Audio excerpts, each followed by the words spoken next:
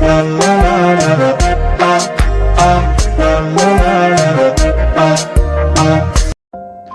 عليكم ورحمة الله تعالى وبركاته. وعشرتني تحناها جارهان جرامر كي إنجليزته. هل كايم قصدك أركتان سؤالياش خردع عن سيد بحني أحمد is a teacher.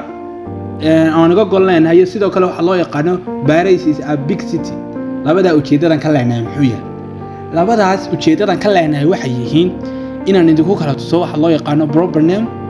سيدو كلا common noun. وي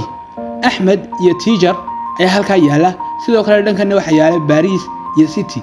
oo unknown hadaba kuweba common noun kuweba se barobar noun Ahmed iyo Paris oo labada horaa waxay yihiin qolo loo yaqaano barobar noun ay noqonayaan sidoo kale teacher iyo City-na waxay noqonayaan waxa loo yaqaano common noun hadaba Arabi ahaan barobar noun wuxuu noqonayaa ismul alam ama ism khaas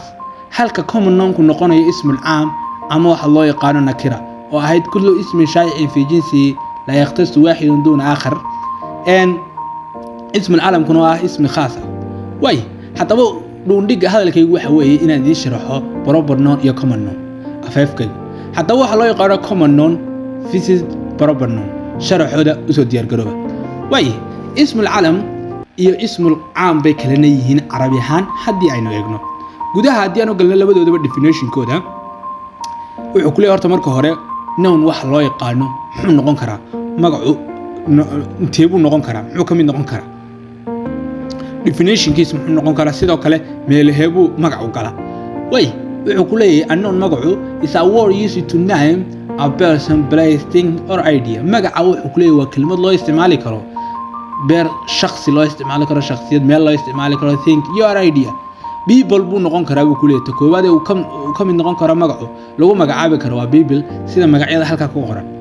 ee Susan Dr. Driver Yahmed sidoo kale name ama noun baan leeyahay isimku wuxuu noqon karaa disk tree car iyo book sidoo kale oo ah think ashya sidoo kale wuxuu noqon karaa animals oo ama cat ama dog ama lion ama snack place buu noqon karaa buu ku leeyahay places meel buu noqon karaa sida country Egypt Masar Kahira عاصمة كبتي city يا مجاله واي يا abstract اسم معنوي ونقول كرابو كله اسم معنوي يا اسم مادي ولا قيبيا مركز يقول abstract هو مجع معنوية وinformation واحد تعاون كرامها لكن ومعلومات حب نسوى فرحة time abstract بالله يقانا كوا حتى واحد ديان هرا وقصي سعنو وحين توسو قلنا والله يقانو إنه شرحات كبحنا common noun definition كيس سجار كاب أين مركز هرا تعاوننا common noun definition كيس سجار كاب وحكوليه is a general term of a person place thing or idea وتي كوباد definition كنون كو general term لجه رئيسي ومجا عام وحكوليه الله بحين كرا أما لغو دواق كرا أما لغو أوران كرا person شخصي male think يا idea يا حيابي لميدا proper noun كيو سجنا definition وسمينيا أما الله يقان التعريف قاعد وحكوليه it's a specific a person واسم خاص وي الله لغو مجا عابي كرا person شخصي place male أما أشياء think يا or idea أما فكرة يا حيابي لميدا ما حيكون كدوين general term is specific person يعني اسم الخاص هذا إحنا قلنا عام يا خاص ككوباد وحو قصيا وحسيقو جنسية رق أوكله جنسية دمر أوكله specific نقف قارة للتنمية نبى مجلس قارة للتنمية حتى بقى هراء نقصي سعنا شرحها سيانوسي فهنو لبدا سوى حكليهين common noun سيدان مركو هراء وكسو أفكا كسو عرب وبني وحلو يقانا واسم العام بربر نونا واسم العالم حتى بقى اسم ربط لك تسهلير بانتو سنية سياسي فهنو فعاد سوى عنو فهنت إمكا common noun اسكو واحد لقولك شدا man يا boy وجنسية رق أردن يا جنسية boy واح لأن يرى أما عمق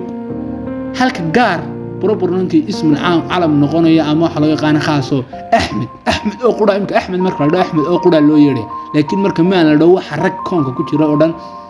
ayaa sidoo kale woman iyo gaaran dhammaan wax allaale wixii gabadha ayuu jinsiga hadii la soo halqaado magaca ayuu de ka siman yihiin Maria marka la dhaho laag gabadha Maria la dhaho ba gaar lagu yeeray ama naagta Maria la dhaho way tusaalayaasha haddaan hore ugu sii socono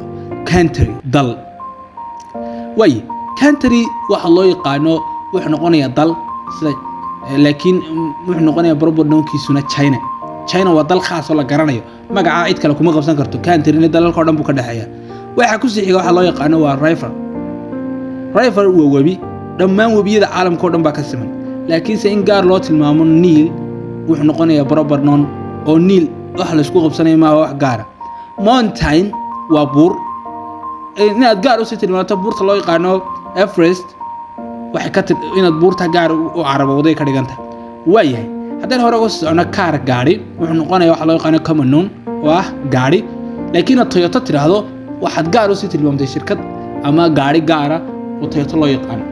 sidoo kale inaad tiraahdo day maalin ama aad tiraahdo month bil waxay ka dhigan tahay common noun waa month bilaha way badan yihiin day way badan yihiin laakiin aad tiraahdo Sunday ama aad bishii gaar u sii tilmaanto July tiraahdo bishii 7 taasina waa gaar waayahay waxaan rajeynayaa horta inaad si wacan u fahanteen laakiin waxaan idin raacinayaa in yar ama hadal yar oo weydiin odhanayo common nounka iyo proper nounka lagu sii kala soocayo proper nounka waxa loo yaqaano wuxuu kaga duwan yahay common nounka dhammaan wuxuu leeyahay isagu xarafkiisa ugu horeeya haddii ugu dambaynayo qoraalka iyo haddii dhexda kaga jiro iyo haddii lagu bilaabanayo capital letter baa lagu bilaabaya isagu oo capital letterkiisu waa magafa la'aan oo isaga la isma gafayo capital letter baa lagu bilaabanaya xagga common nouniska aan lagu bilaaban karin letter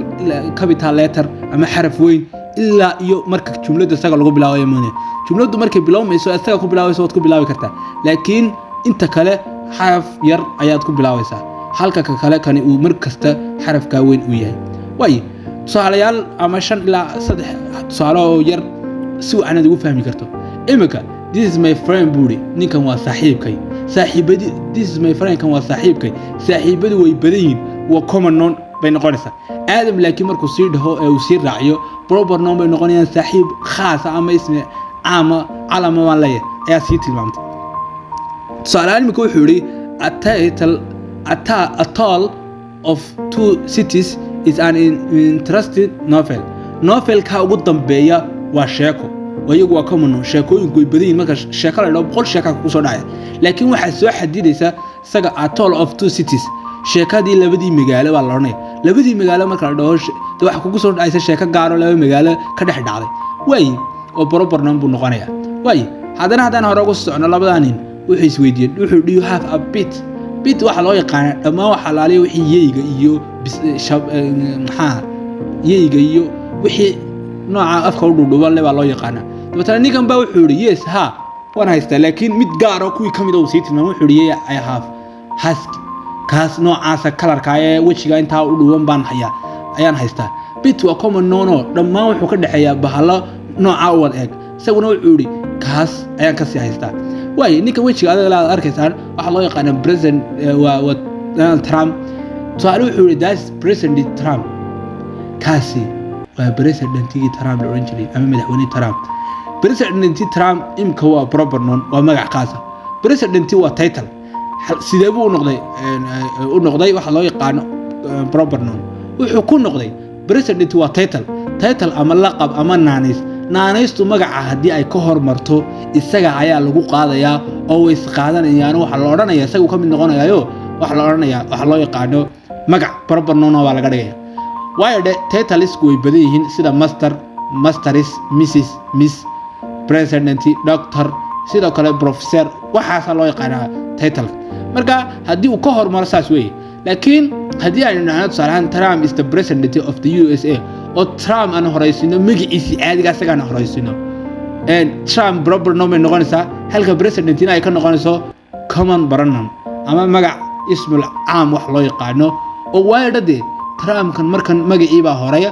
presidentiga laqabkii ama naanaysina way dambaysaa USA sidoo kale waxay noqonaysaa iyaduna title xalay proper noun bay noqonaysaa iyaduna oo magac khaas ah ay noqonaysaa marka magac hadii laqabka laga horeysiyo saas uu noqonaya hadii laakiin laqabku magaca ka horeeyo wuxuu noqonayaa mid walba gaarkiisa loo qaadaya halkaas aan ku joojinaa. Assalaamu alaykum warahmatullahi ta'ala wa barakaatuh.